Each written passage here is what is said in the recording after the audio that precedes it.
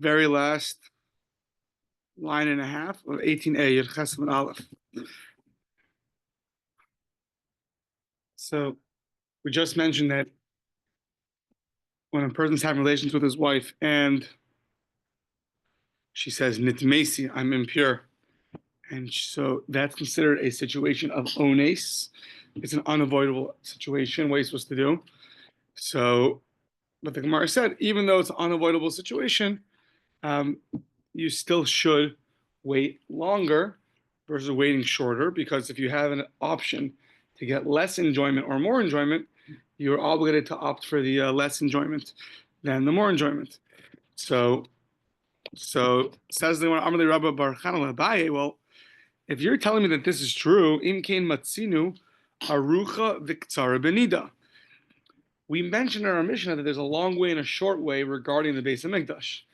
So right, you can go out the longer way, go out the shorter way, but you have to go out the shorter way. Yeah. Now that you're telling me this, it sounds like it extends past the temple. There's a shorter way and a longer way by Anida also. And that we found was difficult because we only saw that distinction by the temple. We didn't say it by Anida. So says the Gemara, we mentioned this idea of a shorter and a longer way by the temple, not by Nida. The reason why we didn't mention it was because they're not really similar. Why? Delo dami. Arucha dehacha is a ktsara dehasam.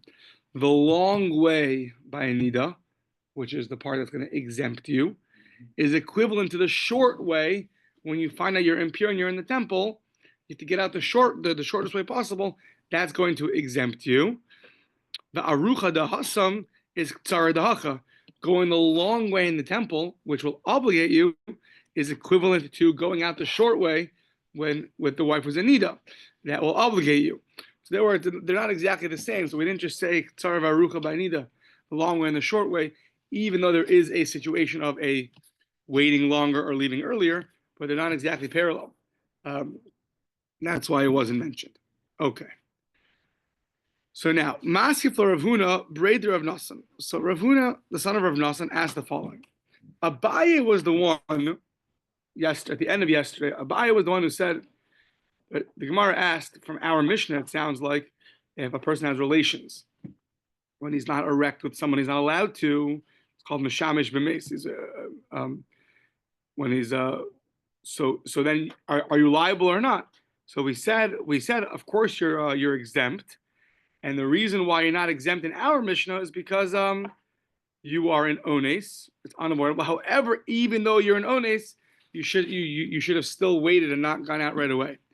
So on that, the Gemara asks, Umi Amar Abaye onesu. Abaye really said that our situation of when the wife says Nitmesi, I'm bleeding, is that really an ones? If it'd be an ones, so then Alma, that would imply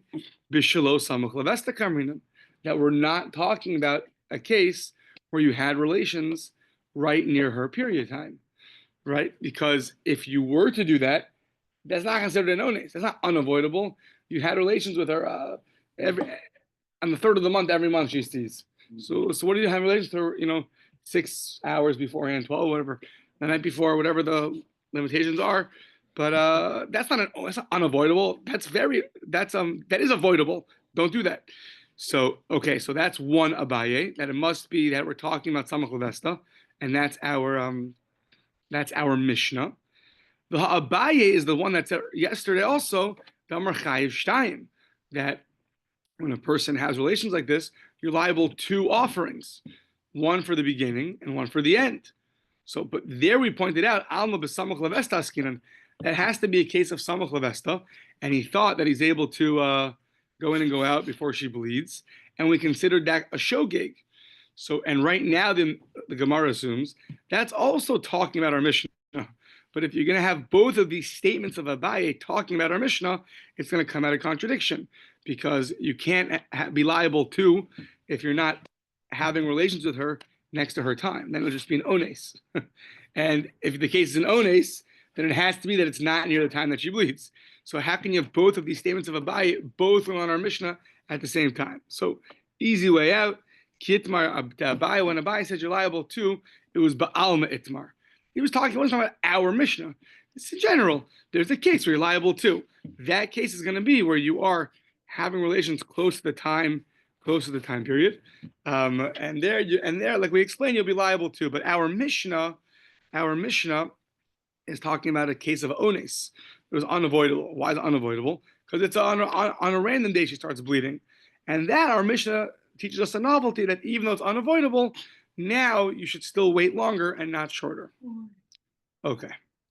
So, Boimine Rabbi Yochanan, Rabbi Yona's son Ben Yossi, Boimine Rabbi Yona's son Ben Yossi Ben Lakunya. So, Rabbi Yona's son, the son of Yossi, the son of Kunya, interesting, asked from Rabbi Shimon Ben Yossi Ben Lakunya. Sounds like they might be brothers. So, they both have the same father and grandfather. Good chance they're brothers. So, Azhara Lebo Nida Minayin. So, we keep mentioning that you're not allowed to have relations with the lady who's an Ida. Where is the warning for that in the Torah? So, Minayin Min Torah, where does it say in the Torah that you can't have relations with the Nida? So, that was what Rabbi Yona's son seems to ask his brother Reb Shimon. So, Reb Shimon took some dirt and threw it. Shakal Kala and Pasuk Pei. Frustration, what does that mean? Azhar Labal Nida, that's explicit. Like, we both went to school together. We both know the Torah, what it says. Like, what are you asking me? So, the El Isha Benida Stumasa Sikraf, pretty explicit. And to a woman who's a Nida, who's in a state of her impurity, you shall not come close to. So that's pretty explicit. So no, what he meant to ask was Ela Azhar Lemishamesh Im Hatahora, the Amr Lo Nitmesi, De Lo Nif Nafresh Miyad Minolan. Okay, it's more complicated. How do you know that if a person's having relations with a woman, and then she says, I'm bleeding, and you shouldn't exit right away? That you're not going to find the most explicit verse going through that, right? That way you'll need at least a few Rashis or something for, right? So there it says, Amar Chizki Amar Kra, V'tiheni Dasa Alav, that one should not have relations when her nida is upon her. So expounds the Gemara, Afilu B'shas Nidasa, Tehei Alav. Even when she's a nida, I think it means you should remain with her, right? Yeah, you should remain with her. So meaning that's like a positive commandment. Stay with her and do not exit, right? So that's already more complicated. So that's what he was asking, and that's what he told him, that even when she's a nida, remain with her. So it's a positive commandment saying yes, remain with her. So ash kechanaseh lo taseh minalan. There's a positive commandment to stay with her. What about a negative commandment to not exit right away? So far, we've seen only a positive. Stay. What about not exit? Amar Papa, Amar Kra, loy sikra. So loy sikra literally means don't come close. So in Isha, when she's a nida, loy sikra. You shouldn't come close to her. So that's what we said was referring to really not having relations with a nida. However, he says, lo sikra nami loy sifresh. Sometimes the word sikra, karev, a korban, close, can also mean don't separate. Where do we find that don't come close can also mean do not separate? Dichsiv, it says in Yeshayahu, ha'omrim krave lecha al tigash. So it says ha'omrim krave lecha al tigash. It means krave lecha means stay where you are. What was the background over here? People, I think, were mocking Yeshaya, and they were saying, "Listen, just stay where you are. Don't come near me. That you shouldn't impurify me, because you're holy and I'm impure." So ha'omrim krave lecha, stay where you are. So the word krav can also mean to stay and not to deviate from your current situation. So do by anida. So it says lo sikrav, meaning lo sifrach, meaning don't deviate, stay where you are, don't exit, stay where you are. Fine. So a positive and a negative commandment to exit immediately if she says, I am bleeding. Okay. Yeah. Tanu Rabbanov is Artemis B'nai Yisrael mitumasam. So you should warn the Jewish people from their tumah. So what does that mean? What does that mean? So it means Amar Rav Yoshia Mikan Ashar LeBnei Yisrael Shefer Shumin is saying Samach Leveston. Here's a source that you should really stay away from one's wife. You should simply understood it means relations. Many understand it mean to also any form of physical, hugging, kissing, things like that. When she's samach levestan, when she's near her the time where she gets her period, either it's the night before, either it's 24 hours before, either it could be 12 hours before. But the kama amarava ona, it's an ona. That's the question of what's an ona. So ona is either 12 hours beforehand or a day beforehand. So that's what she always sees by daytime. She always sees, on the third of the month in the daytime. So it could mean, from the previous day to stay away. It could mean from the night before to stay away. So, okay, so that's that. And now we're going to have a garata for the next 15 lines. Whoever does not abstain from his wife near her period, even though he had children, like the children of Aaron, Mesim, they're still going to die. So, how do I know? And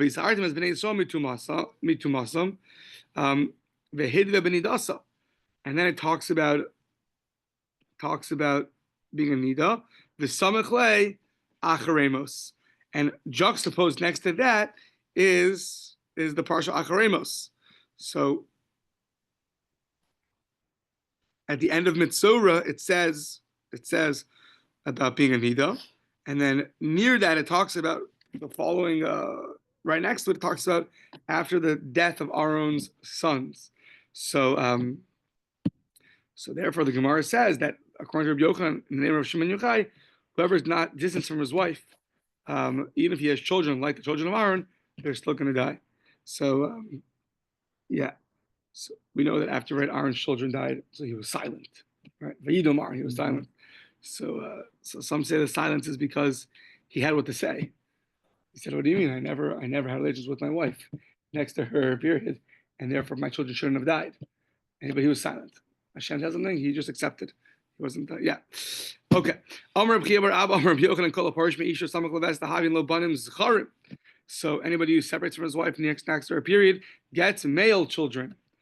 Yeah. Okay. So Dichsiv, as it says, lahavdil ben atame ben atahor. It says that we're going to differentiate between things that are pure, things that are impure, things that are pure. V'samechle, right next to that is tazriya. Isha ki tazriya v'yalda zachar. A woman will go and give birth to a zachar, to a male child. Rabbi Yeshua ben Levi Amar, Havyalo banim ru'in lahara. He's going to be merit to have children that are fitting to be able to discern and answer halakha questions. Dichsiv lahavdil, if you separate, ulahoros to issue a hora, to issue a teaching, to issue a halakhic ruling. So separation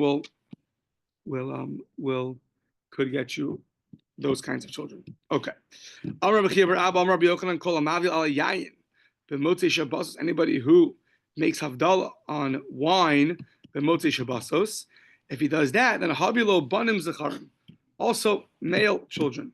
Dichsiv lahavdil bein hakodesh o bein hachol, to separate from holiness versus from the mundane. Uksiv hasam lahavdil bein hatame ben hatahor, and then it says also to separate from that which is pure and impure. V'samechle, and right next to that, juxtaposed is Isha ki tazriya v'yalda zachar. First, a lady who goes and gives birth to a zachar, gives birth to a boy. Yeah, so I don't have a chance to look it up, but some say really it's boys or girls, but it's interesting that a boy, so you're only impure for 7 days. The girl's 14 days. So he who was careful in the area of tumma, of impurity, that he separated from his wife before her period time, so she'll have a son she'll merit to also be less impure. But but I don't just look it up. I definitely don't think it means necessarily boys versus girls. I don't think that's the. It's not a third grade Gemara. But what is that? So you want to be careful with this because you could end up like a faithful Catholic nation. They're all fully faithful. Oh, then there are no girls. Yeah. They'll end up in Yeah. That's because they practice the rhythm. They take the vows of celibacy like they're supposed to. Right. So we don't do that. So Amar Rabbi Yomi bar Yefes. Rabbi Yomi bar Yefes, Amar Rabbi Lazar, called him Mekadosh es Atzon v'Shas Tashmish. Anybody who, while having relations, sanctifies himself. So there's different laws about that, but does it in a dignified and a sanctified way, I don't know. I mean, there's certain rules how you're not supposed to do it. There's certain thoughts you're supposed to have while you're doing it. I'm not sure exactly what it's referring to, but you do it in a more, with right intentions, a sanctified way, not animalistic necessarily. So havi lo banim zacharim, also male children. Shenamar v'искadashtem v'isem kedoshim. If you sanctify yourself, you will be holy. The Samach Lei, right next to that is Isha Kisas Riv Yal B'Zachar. A woman's going to get pregnant and she's going to give birth to a male. Okay. Our Mishnah said, coming towards the end of this whole chapter, our Mishnah said, one more daf to go.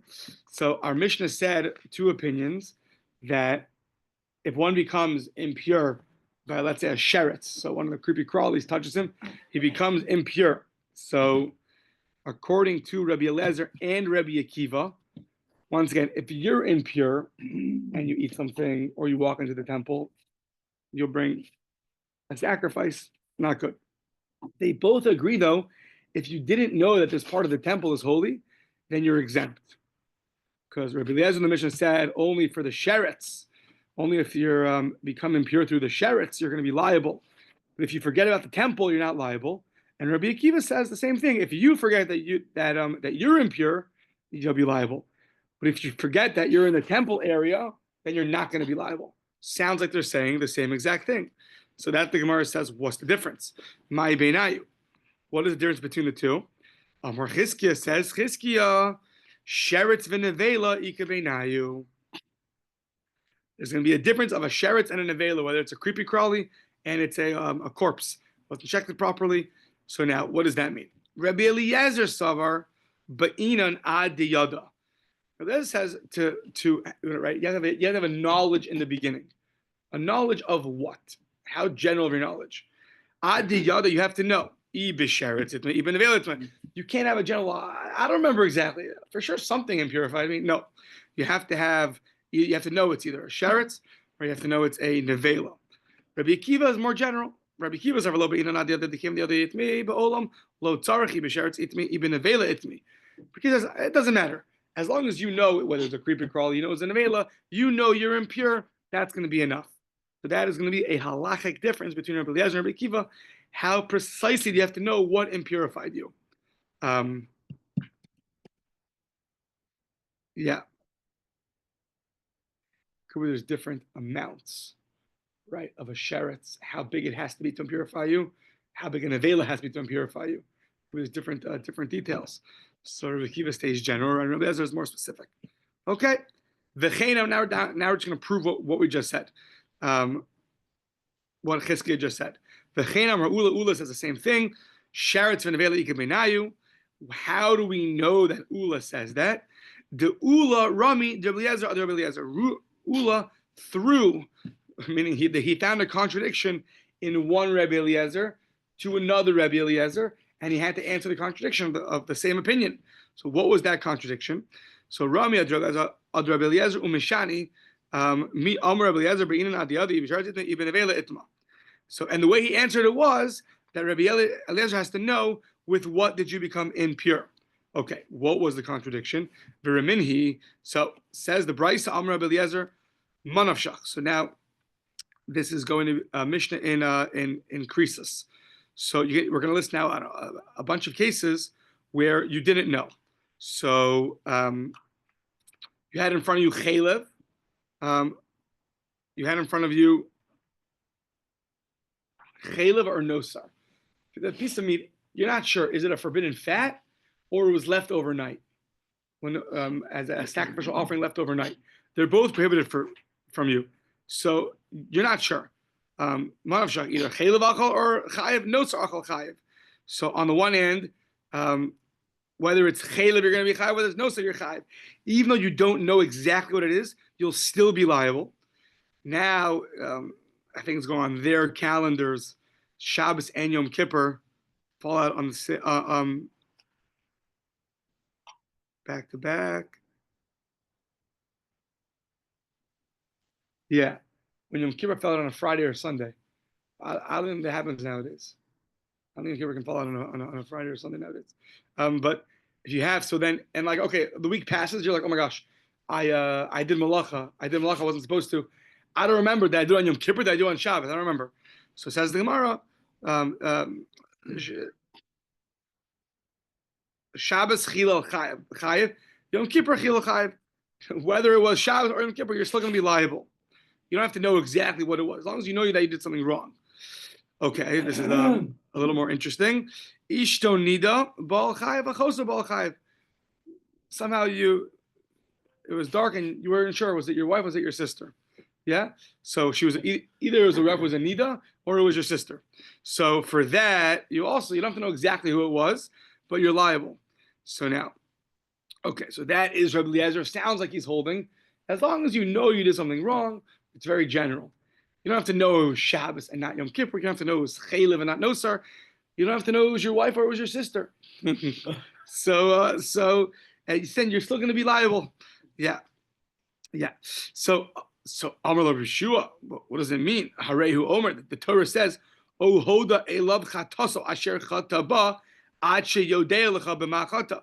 The verse seems to say that you have to have a yediyah. The yediyah, to have a knowledge, means you have to know with that which you did wrong. You have to know what did you do wrong.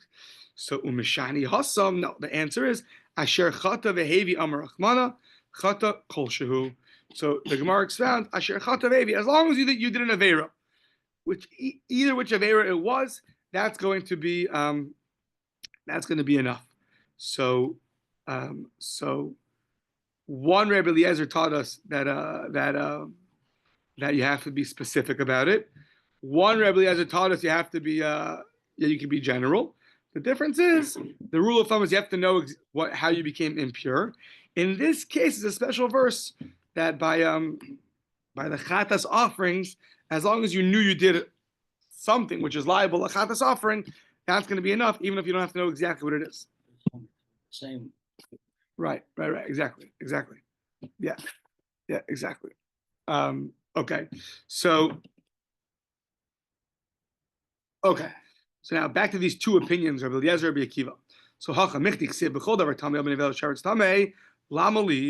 So it says in the beginning of the verse, beginning of Vayikra, if someone touches something which is impure, or he touches a carcass of a wild animal, of a domesticated animal, or of a creepy crawly, of one of the insects. So all those cases. So it says b'chol davar tameh. So ours says whatever you touch that's impure. So why did it add in the words o b'nevela sheretz? A sheretz, one of the insects, is one of the things that makes you impure. So it seems to be repetitive. It says b'chol davar tameh. Whatever you touch, that's tameh. And you forgot about it, and then you did something wrong, you'll be liable. And then it specifies, no, not anything, only an avela sheretz. So that's redundant. So it says, according to Rabbi Eliezer, you have to know the reason why the Torah specified an avela sheretz is because you have to know, you can't just know you were impure, you have to know that you touched an insect or you touched a carcass. You have to know with what did you become impure. That's the opinion of Rabbi Eliezer. Rabbi Akiva argues. He says, as long as you know you were impure by something, a carcass, a sheretz, that's enough to be considered a lapse when you forget. So he says, what does he do? According to Rabbi Akiva, why does the Torah repeat nevela sheretz? Isn't it redundant? So says Rabbi Akiva, well, the beginning of the verse talked about two other things: a wild animal that's impure, or a domesticated animal that's impure. So now, the Gemara assumes that included in achaya, which generally means wild animals, but we have a proof from other places that it really refers to all animals. And if achaya refers to all animals, then a behema is repetitive, because a behema is a kind of animal. So why did the Torah say that? Behema v'chaya. Why did it include chaya in behema? So that's lichid the Rebbe. That's like at the according of Rebbe. Rebbe has an exposition that he needs it to repeat behema.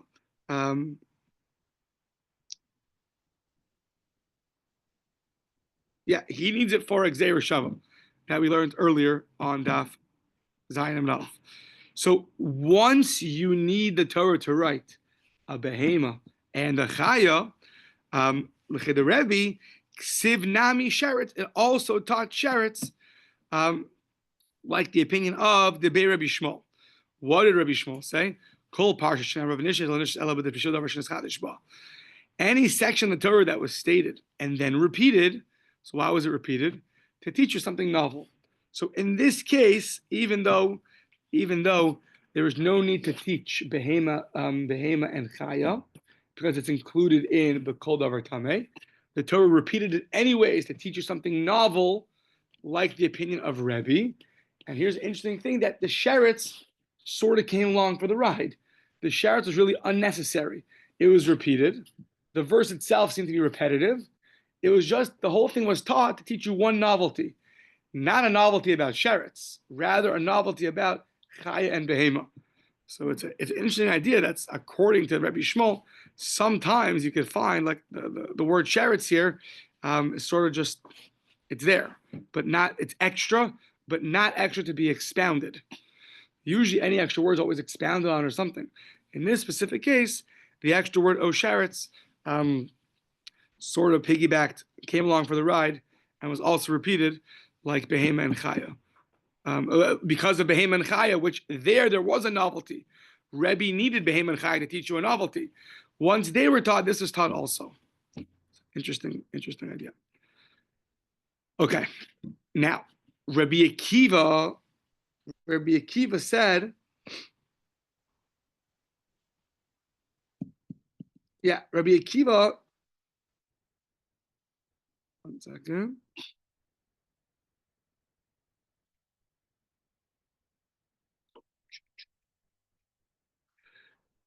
According to Rabbi Akiva, we expounded.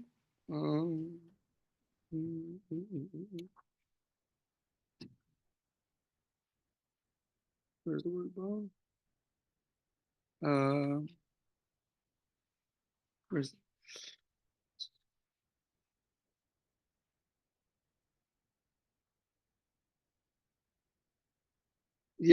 so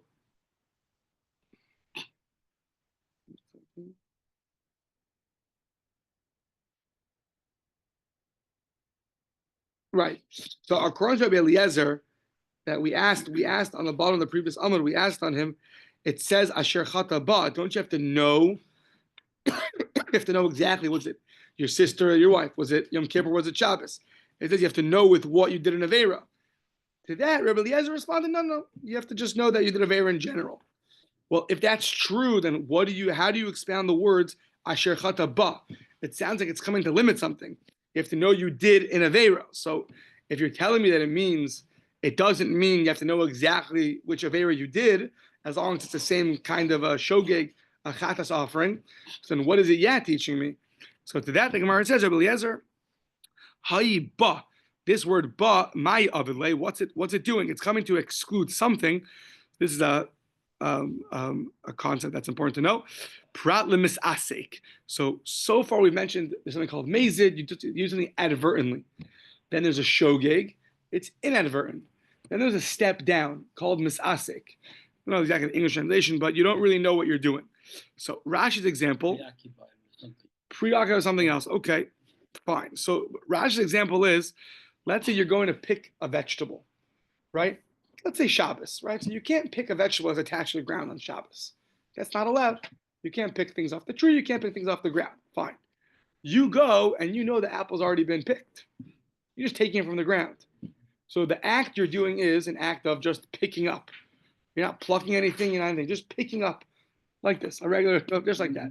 Now you go down and it turns out the apple was actually attached and you ended up plucking it off. So your whole intention for what you're doing has nothing to do with a malacha on Shabbos. You're going to do something, just pick up an apple. It happened to be that it was attached to the ground, but you didn't know that, right? You walk into a room and all of a sudden you go to pick up your kid and your elbow hits the lights. So you didn't come to intend to turn on a light. You just forgot it's Shabbos. You didn't, right? Are you sure? What is that? Are you sure? Are you sure? Yeah. So that's Rashi's example of misasek. So when you're coming to do, versus, let's say, versus what would be the flip example would be, let's say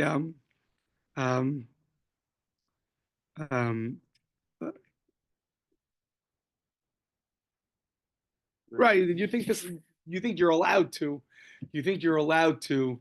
pluck from the ground. You didn't know that wasn't allowed.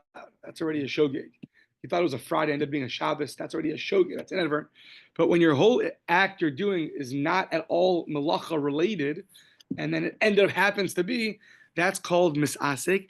Now on Shabbos, misasek is exempt because the Torah specifically states you have to have meleches machshavos, a certain level of intent.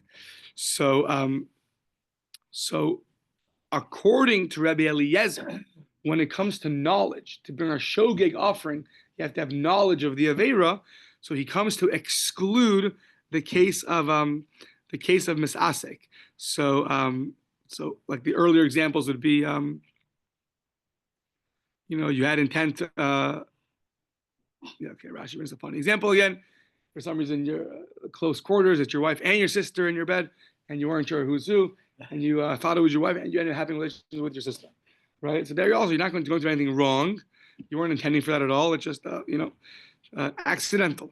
So that's going to be problem misasek. There is a question when you leave the world of Shabbos. So right now we talked about if you have to have intent when you do a shogeg, you have to have knowledge. So we're coming to exclude something where you didn't even have knowledge. You didn't even intend to do anything wrong. That's called misasek. Fine. That's in the world of bringing a sacrifice for a shogeg offering. That's one. Two is example on Shabbos. On Shabbos, when you go to pick up something which is already plucked from the ground and end up being attached to the ground, that's also misasek. And there on Shabbos, there's a special requirement of meleches machshavos, a higher level of knowledge. Question is every other area of the Torah. So when you do something in a misasek way, whatever, I don't know, eating non-kosher, you had no idea, right? You did something, not outside of Shabbos. So there, that's a big debate. You're not going to bring a sacrifice for it, for sure. That's what we just learned. You don't bring a sacrifice for that, misasek. Is it considered like an aveira or not? Do you have to do tshuva for that? You have to repent for that or not? So some say it's still considered an aveira. You're not going to bring a sacrifice for it, but you still have to do tshuva.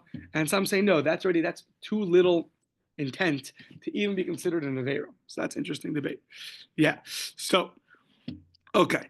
Now, fine. So that's that. Now, we started off this little section of Rabbi Eliezer and Rabbi Kiva are saying the same thing. Please tell me what the difference is. So it gave you one practical difference, how much you have to know. According to Rabbi Yochanan, there's no difference between them. They both agree that if you just don't know that it's the base of Mikdash, you don't know that it's the temple, you'll be exempt from a variable offering, from a korban olah v'yored. The only debate is how you get there. Mashma'os dorshin ikabenayu. They just disagree on how you get to that conclusion. But there's no practical difference. He wants to come. He doesn't want to come. He wants to just wave. Okay. New rule. If you wave, you have to come. That's the new rule. Yeah. What did he say? Maybe. No, you should have. I'm just kidding. You should have. Yeah. V'chein amar Rav Sheshas. And so Rav Sheshas also mashma'us dorshin. They just argue about the technicality of how you get to your conclusion, but the actual conclusion they both agree on that if you don't know that the temple is holy, then you were impure. You had no idea that the temple, that area was holy, and you walk in, you're not going to bring a korban olah v'yored for that. You're not going to bring a variable offering for that. How do I know that Rav Sheshas held they only argue about how you get there? The Rav Sheshas machav, he would confuse the Rabbi Eliezer, the Rabbi Akiva, the Rabbi Akiva, the Rabbi Eliezer. He would say over the same thing from either his name or his name. Now, if it was a practical difference, he wouldn't do that. He wouldn't do that. But because there's no practical difference, he would able to confuse the names, and it would be okay. Yeah. Okay. Fine. Now, on the one hand, Rabbi Akiva and Rabbi Eliezer agree that if you're impure, you're impure, and you eat something that you're not supposed to, or you walk into the temple you're not supposed to, right? If you forgot that you're impure, you bring a sacrifice. If you know you're impure, you forgot the temple is impure, then you don't bring a sacrifice. What happens if you forgot both? You had no idea you're impure, and you had no idea that the part of the temple is impure. Which is considered your primary knowledge, right? So on the one hand, if you know that you're impure, if you have a lapse of your impurity, so then you are liable to an offering. If you have a lapse of the temple that this area is holy, then you don't bring an offering. So what happens if you have both? You forgot both. What will be the luck if you've had a lapse of both? A lapse for one of them gets you an offering. A lapse for another exempts you from an offering. So what happens if you have both? So, Amar lei hare helam tuma biyado b'chayav. What does that mean? You for sure the fact that you forgot you're impure is the primary forgetting. That's the primary lapse, and for that you bring an offering. Says the Gemara, no, I would say the opposite. Hare helam mikdash biyado upater. The primary lapse over here is that you forgot that the temple was impure, not that you're impure. So Amar Ravashi, right? He's like the practical voice in the crowd. So Chazinan, let's see. Let's ask the guy. So why did you run out of the base of Mikdash? All of a sudden you see him and he ran out. Well, let's ask him, why did you run out? Is it because and let's see what he says. So we're gonna ask him, is it because you were impure? Kaparish? So then Hare Helam Tuma Biyado B'Chayev. Ima Mikdash Kaparish, Hare Helam Mikdash Biyado Upater. And if you ask him, is it because it was the temple? Is that why you ran out? Then he's going to be exempt. So you have to ask the guy. There's a good question over here. Tosfos asks a very obvious question. You want to prove that he's impure, right? Now you're not sure you want to prove why are you running out of the base of Mikdash? Because you're impure, and for that you'll be liable an offering, or are you running for the temple impure, and that you're not going to be liable? So what do? You ask him. But maybe if I ask him, is it because you're impure? Let's say he says yes. That doesn't prove to me that if I were to ask him, is it because the temple is holy that you ran away, that he would have said no. Just whatever you ask him first, he'll agree to, right? But it doesn't prove to you the other one. So if you ask him, oh, because the temple's holy, is that why you ran away? Yeah. But if you would have asked him, it's because you're impure, he would have said yes also. So that's their bothered way. How do you answer that question? Okay, but some say maybe you just ask him why you're running out, and then he'll tell you. And maybe that's how you'll figure it out. Yeah, okay, that's an interesting question. Either way, that's it. You ask him, and whatever he says, so then you'll determine from there. Amar le Ravina le Ravashi, says Ravina to Ravashi, no. Why? Klum parish b'mikdash ela mishum tuma, klum parish b'tuma ela mishum mikdash, ela lo shna. He says, I don't understand. The reason why he's running out of the base of mikdash is because he's an impure person in the temple. There's no separation. You're running out because you're impure in the temple. If you weren't in the temple, you wouldn't run out, and if you're an impure, you're not going to run out. So therefore, it's not going to make a difference. Asking is not going to help. So what does he hold? Are you liable? Or you're not liable? I don't know.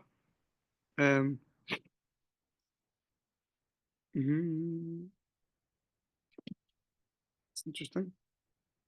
Yeah, he just argues on it, but he doesn't tell us. Right. Says your way of finding out is not going to be. The Gemara did not bring proof to resolve the original question. It's not certain that he is liable to the variable offering, therefore he is exempt. He's exempt because you can't. If it's a doubt, you can't bring it because you can't bring a mundane offering on the temple. 655. What do you say, Jules? Start the next section. Sure. Okay. I'm waiting for him to say no. So, Tanner Rabban, okay. Yeah, well, this is just a head start for tomorrow. Okay. It's going to quote opinions, and then we're going to get into each one of them tomorrow. The Brisa says you have two paths. Yeah, you have two paths in life. No, you have two paths. Two paths that you take. Echa, tell me, one is for sure impure, one is for sure pure. Echa, tell me, echa tar v'halach barishon. You went down one path, did not enter the temple, v'lo nichnas. Then you went down the second path, b'sheni, v'nichnas, and then you enter the temple. So, are you going to be liable or not? Because now you forgot. Now you had a lapse. You weren't sure if you forgot that you were impure. Now, is that enough to be considered a lapse? So we'll see more about this tomorrow. The first opinion says you're chayiv. You are chayiv, even though you're in doubt, but you for sure became impure somehow, right? Because you went on both the paths. So therefore, forgetting, having a lapse in that is also considered a lapse, and you're going to be exempt.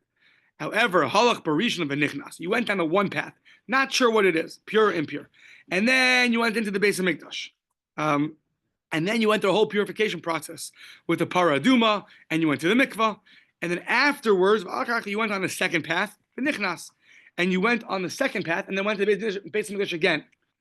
So now, and then you forgot that you might have been impure. Are you liable for that? Says the Gemara, yeah, chayiv. Okay, we'll see more about this tomorrow. Rabbi Shimon Poter, he exempts you. Rabbi Shimon ben Yehuda poter bekulon mishum Rabbi Shimon. Rabbi Shimon ben Yehuda says in the name of Rabbi Shimon, even the first case where you went down two paths, one is impure, one is pure, you're for sure got impure. Even that, if you forget about that impurity, that is not going to obligate you a sacrifice. Rather, that's going to exempt you.